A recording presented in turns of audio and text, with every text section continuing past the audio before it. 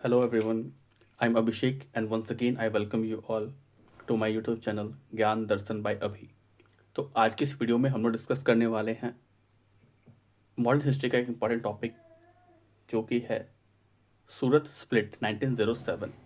यह जो टॉपिक है आपका यह यूपीएससी एवं बीपीएससी मेंस जैसे प्रमुख परीक्षाओं के लिए उपयोगी रहने वाला है, ठीक है।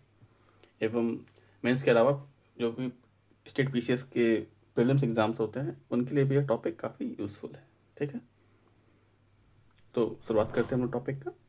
तो सबसे पहले हम लोग यहाँ पर इसका इंट्रोडक्शन यानी परिचय देखेंगे, ठीक है। तो सूरत स्प्लिट है क्या मुख्यतः? तो सूरत स्प्लिट बेसिकली आपका डिवीजन है किसके किसके बीच में? तो कांग्रेस के अंदर दो ग्रुप्स थे, हमने सुना था पहले, पढ़ा होगा स्कूल टाइम में भी हमने पढ़ा है, मॉडरेट्स एंड एक्सट्रीमिस्ट, ठीक है। तो नरम दल और गरम दल, ये कांग्रेस के अंदर दो धारा बन चुके थे लगभग 1900 के आसपास में, ठीक है। तो जो यहाँ पे एक्सट्रीमिस्ट हैं यानी कि जो गरम दल हैं, उनका जो कार्य करने का जो शैली है, ठीक है, वह जो कहीं ना कहीं देखा जाए तो बिल्कुल विपरीत था एज कंपेयर टू मॉडरेट यानी आपका उदारवादी या फिर जो नरम दल के लोग थे, ठीक है। तो यहाँ पे जो मॉडरेट्स हैं, इनका जो काम करने का तरीका था वह क्या था? कॉन्स्टिट्यूशनल मेथड्स था, इसके अलावा पिटीशन था और पीसफुल प्रोटेस्ट पे ये बिलीव करते थे। इनका मानना था कि जो रिफॉर्म है वह ग्रेजुअली आपका वो स्लो मोशन में धीरे धीरे करके वो लॉन्ग टर्म में होगा, ठीक है, ऐसा उनका बिलीफ था। जबकि उसके जस्ट अपोजिट जो यहाँ पे एक्सट्रीमिस्ट हैं, ठीक है, एक्सट्रीमिस्ट जो थे उनका जो यह मानना था कि जो रिफॉर्म है वह इमीडिएट होना चाहिए, ठीक है। वो लोग डायरेक्ट एक्शन पे बिलीव कर रहे थे और सेल्फ रूल और या स्वराज जो है उसे अपना मेन जो गोल है वो मान के चल रहे थे, ठीक है। इसके अलावा उनका यह भी मानना था कि जो स्वराज है या सेल्फ रूल है उसे अचीव करने के लिए उन्हें boycott, swadeshi as well as passive resistance जो है उसका हेल्प यहाँ पे लेना चाहिए, ठीक है। तो इससे क्या होता है कि कुछ टाइम में ये जो भारतीय आपका स्वतंत्रता आंदोलन है उसमें कहीं ना कहीं एक मोड़ के रूप में आ जाता है या फिर एक ठहराव के रूप में हम लोग सूरत स्प्लिट को देखते हैं, ठीक है। तो यहाँ पे बेसिकली यहाँ जो स्प्लिट होता है या कांग्रेस के दो धाराओं के बीच में, इसका मुख्य कारण क्या होता है? तो दोनों के बीच में जो काम करने का जो तरीका होता है उसको लेकर यहाँ पर ये डिस्प्यूट कंप्लीटली क्रिएट होता है, ठीक है। तो यहाँ पे जो मॉडरेट लीडर होते हैं वह होते हैं, जैसे कि आपको यहाँ पे कवर पेज में आपको आप देख सकते हैं। तो जो मॉडरेट लीडर्स थे वह थे यहाँ पे Dadabhai Naoroji, S L Banerjee, Badruddin Tyabji and Firoz Shah Mehta, ठीक है।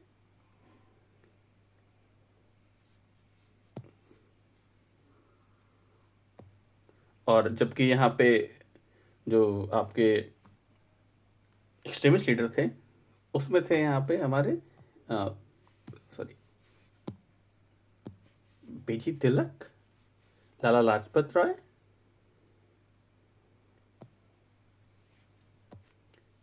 और बिपिन चंद्र पाल एंड अरविंदो घोष, ठीक है। तो यह दो ग्रुप बना हुआ था मुख्यतः देखा जाए तो, ठीक है। तो यह जो दो ग्रुप है आपका, दोनों के बीच में जो है कन्फ्रंटेशन चल रही थी। तो यहाँ पे बेसिकली कांग्रेस का जो काम करने का तरीका कैसे होगा उसको लेकर दोनों के बीच में विवाद होता है। और उनका जो तरीका मैंने आपको ऑलरेडी बता दिया था कि एक जो है वो आपका पीसफुल प्रोटेस्ट के मीडियम माध्यम से आपका जो कांग्रेस का जो डिमांड है वो रखना चाह रहे थे, जबकि एक्सट्रीमिस्ट जो थे वह जो डायरेक्ट एक्शन, बाइकॉट, स्वदेशी और पैसिव रेजिस्टेंस का हेल्प लेना चाह रहे थे। तो इस वजह से क्या होता है कि जो सूरत में कांग्रेस का अधिवेशन होता है 1907 में, तो उसमें उसके अध्यक्ष होते हैं यहाँ पे रास बिहारी घोष, ठीक है। तो वो एक मॉडरेट लीडर होते हैं। तो क्या होता है कि वहाँ पे दोनों धाराओं के बीच में विवाद बढ़ जाता है मीटिंग के बीच में, और जो गर्म दल या फिर एक्सट्रीमिस्ट जो लीडर होते हैं उनके द्वारा जो मॉडरेट लीडर्स होते हैं उनके ऊपर कहीं ना कहीं जूता फेंक कर हमला किया जाता है, कहने का देखा जाए तो इस वजह से क्या होता है कि वहाँ पे दोनों के बीच में काफ़ी विवाद बढ़ जाता है और लास्ट में यहाँ पे फिर पुलिस का हेल्प लेकर जो है दोनों के बीच बीच बचाव किया जाता है, ठीक है। और इस घटना के बाद क्या होता है कि जो कांग्रेस की जो कमेटी है वह आपस में बैठती है, मॉडरेट मॉडरेट आपस में बैठते हैं, और क्योंकि उस वक्त मॉडरेट्स का मेजोरिटी था कांग्रेस की, कांग्रेस में बेसिकली, तो वह मीटिंग में डिसाइड करते हैं कि जो भी यहाँ पे एक्सट्रीमिस्ट लीडर हैं उन्हें यहाँ पर पार्टी से निकाल दिया जाएगा। ठीक है, तो यह कुछ घटनाएं यहाँ पे होती है। तो इसका काउज हम लोग एक बार देख लेते हैं क्या क्या प्रमुख कारण है जिस वजह से यहाँ पे सूरत स्प्लिट होता है। तो सबसे पहले क्या था, आइडियोलॉजिकल डिफरेंसेस। तो हमने ऑलरेडी आपको बताया कि दोनों के बीच में वैचारिक मतभेद थे। एक कॉन्स्टिट्यूशनल मेथड से जाना चाहते थे, दूसरा जो है वो डायरेक्ट एक्शन पे बिलीव करते थे। ठीक है, सेकंड है आपका लीडरशिप राइवलरी। ठीक है, यहाँ पे जो बाल गंगाधर तिलक हैं और गोपाल कृष्ण गोखले हैं, ठीक है, इन दोनों के बीच में जो है लीडरशिप को लेकर डिस्प्यूट चल रहे थे। ठीक है, इसके अलावा अगला जो था आपका मोड ऑफ स्ट्रगल, यानी कि स्ट्रगल जो है किस रूप में चलेगा। ठीक है, क्योंकि ऑलरेडी उस वक्त एक आपका वहाँ पे स्वदेशी मूवमेंट उस समय चल रहा होता है। ठीक है, तो उसका जो आगे का एक्शन मोड बेसिकली क्या होगा, किस मोड में वो काम करेगी, तो उसके ऊपर भी यहाँ पे काफ़ी ज़्यादा डिस्प्यूट था। तो लास्ट क्या होता है कि यहाँ पे मॉडरेट जो है यहाँ पे वो चाह रहे थे कि वो लोग ब्रिटिश के साथ मिलकर काम करें, क्योंकि आगे पार्लियामेंट और रिफॉर्म्स आने वाला था, और उन्हें यह उम्मीद था कि जो ब्रिटिश गवर्नमेंट है बेसिकली वह कहीं ना कहीं जो नेसेसरी आपका रिफॉर्म है वह लाएगी मॉन्टे रिफॉर्म्स के थ्रू। ठीक है, जबकि जो एक्सट्रीमिस्ट है वह डायरेक्ट आपका वो कन्फ्रंटेशन में यहाँ पे बिलीव कर रहे थे। ठीक है, इसके अलावा क्या होता है, पार्टीशन ऑफ बंगाल जो हुआ था आपका 1905 में, तो यहाँ पे जो मॉडरेट्स है उसमें क्या होता है, वो लोग माइल्ड प्रोटेस्ट पे बिलीव कर रहे थे, जबकि जो एक्सट्रीमिस्ट है वह जो है वो स्ट्रॉन्ग एक्शन का डिमांड कर रहे थे। ठीक है, तो यह भी कारण था। इसके अलावा अगला जो फैक्टर था वह था कांग्रेस सेशन का वेन्यू को लेकर। ठीक है, तो क्या होता है, सूरत जो है वह आपका एज अ सेंटर जो है आपका वह चुना गया था कांग्रेस सेशन का, ताकि आपका एक्सट्रीमिस्ट का जो इन्फ्लुएंस है उसे कम किया जा सके। ठीक है, तो यह कुछ कारण थे जिस वजह से एक्सट्रीमिस्ट और मॉडरेट्स के बीच में वहाँ पे विवाद क्रिएट होता है। अब हम लोग देखेंगे यहाँ पे उसका इम्पैक्ट यानी कि असर क्या होता है इस विभाजन का। ठीक है, तो सबसे पहले हम यहाँ पे नेगेटिव इम्पैक्ट देखेंगे। ठीक है, तो नेगेटिव जो आपका नकारात्मक आपका प्रकोप है वह क्या क्या हमें देखने को मिलता है सूरत स्प्लिट का।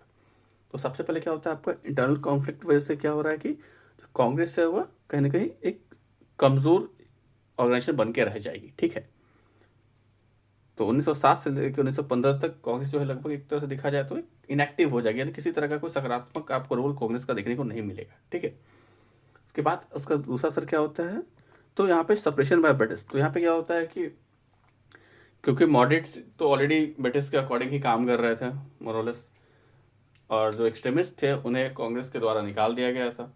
तो उस स्थिति में क्या हुआ कि जो ब्रिटिशर्स थे उन्हें मौका मिल गया इन्हें दबाने का।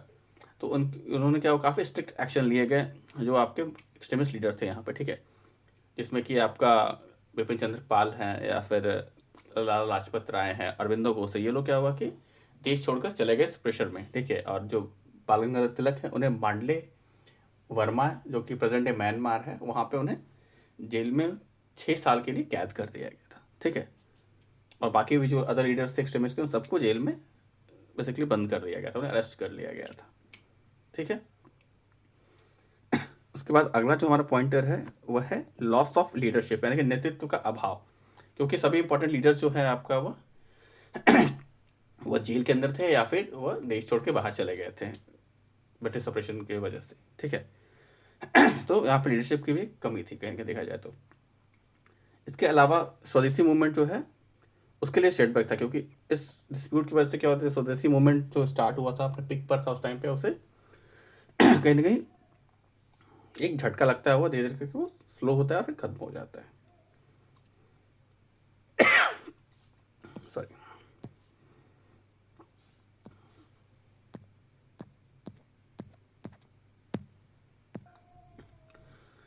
अब हम लोग यहाँ पे जो पॉजिटिव इम्पैक्ट क्या हुआ सूरत स्प्लिट का उसे हम लोग देखने की कोशिश करेंगे। ठीक है, तो सबसे पहले क्या होता है, राइज ऑफ मिलिटेंट नेशनलिज्म। ठीक है, यानी कि उग्र राष्ट्रवाद का उदय होता है यहाँ पे। में क्या होता है, जो यूथ होते हैं, क्योंकि जो स्वदेशी मूवमेंट चल रहा होता है तो उसमें क्या होता है, काफ़ी मास पार्टिसिपेशन होता है, स्टूडेंट्स यूथ जो है काफ़ी बढ़ चढ़ के उसमें हिस्सा लेते हैं। लेकिन क्योंकि अचानक स्प्लिट की वजह से कांग्रेस का जब विभाजन होता है तो उसमें क्या होता है कि जो अधिकांश जो लीडर होता है वह जेल चले जाते हैं या फिर भारत छोड़ के वो लोग बाहर चले जाते हैं, ठीक है। और जो मैसेज है उनका अट्रैक्शन मेनली जो एक्सट्रीमिस्ट है उनके प्रति था, ना कि मॉडरेट्स के प्रति, ठीक है। तो जो मॉडरेट एक्सट्रीमिस्ट लीडरशिप पे जो कमी थी उस वजह से क्या हुआ कि जो यूथ है आपका वो कहीं ना कहीं वो लोग शिफ्ट हो गए मिलिटेंट नेशनलिज्म के ऊपर, ठीक है।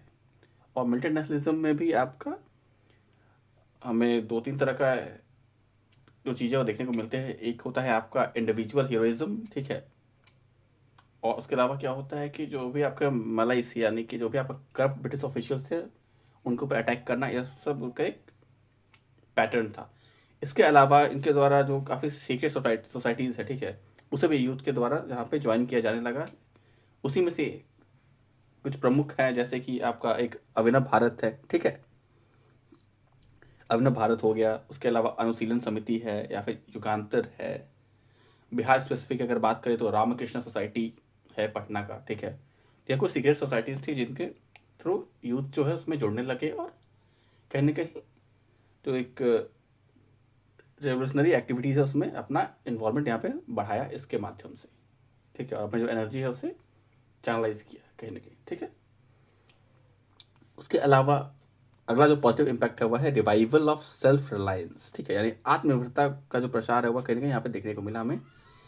इससे क्या होता है कि आपका स्वदेशी है, बाइकॉट है, नेशनल एजुकेशन है, इन सब चीज़ों पे जो है आपका वह काम किया गया भारतीय के द्वारा, ठीक है। इसके अलावा यहाँ पे जो पॉजिटिव आया वह हुआ कि यूनिटी जो है आपका उसका इम्पोर्टेंस यहाँ पे ऑब्जर्व किया गया, ठीक है। यानी एकता की आवश्यकता को यहाँ पे समझा गया कहीं ना कहीं, क्योंकि यहाँ पर जब स्प्लिट होता है कांग्रेस का, मॉडरेट और एक्सट्रीमिस्ट का, तो क्या होता है कि कहीं ना कहीं ऑर्गेनाइजेशन कमजोर पड़ती है और ब्रिटिशर्स जो है यहाँ पर हावी हो जाते हैं। जबकि नॉर्मली अगर देखा जाए तो कहीं ना कहीं एक्सट्रीमिस्ट और मॉडरेट दोनों एक दूसरे को यहाँ पे कॉम्प्लीमेंट कर रहे होते थे, ठीक है। तो कहीं ना कहीं उस चीज़ का जो आभास है वह लोगों को यहाँ पे हुआ और आगे चलकर हमें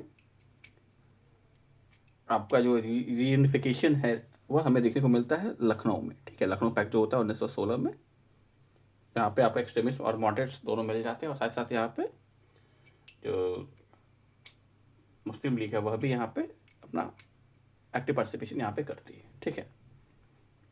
तो यूनिटी का रिजर्वेशन होता है यहाँ पे, ठीक है।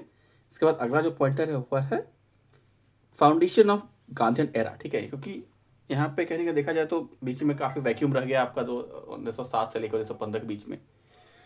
तो उसके बाद आगे चल के जो गांधीयन एरा स्टार्ट होने वाला है तो उसके लिए कहने का ये बेस के रूप में तैयार हुआ, क्योंकि यहाँ पे ऑलरेडी एक वैक्यूम था, कोई स्ट्रॉन्ग पॉलिटिकल लीडरशिप नहीं था यहाँ पे, ठीक है। तिलक जेल में थे। तो क्या होता है कहने का आगे जो मूवमेंट चलेगा उसके लिए जो है बैकग्राउंड यहाँ पे कहने के तैयार हो रहा था, ठीक है।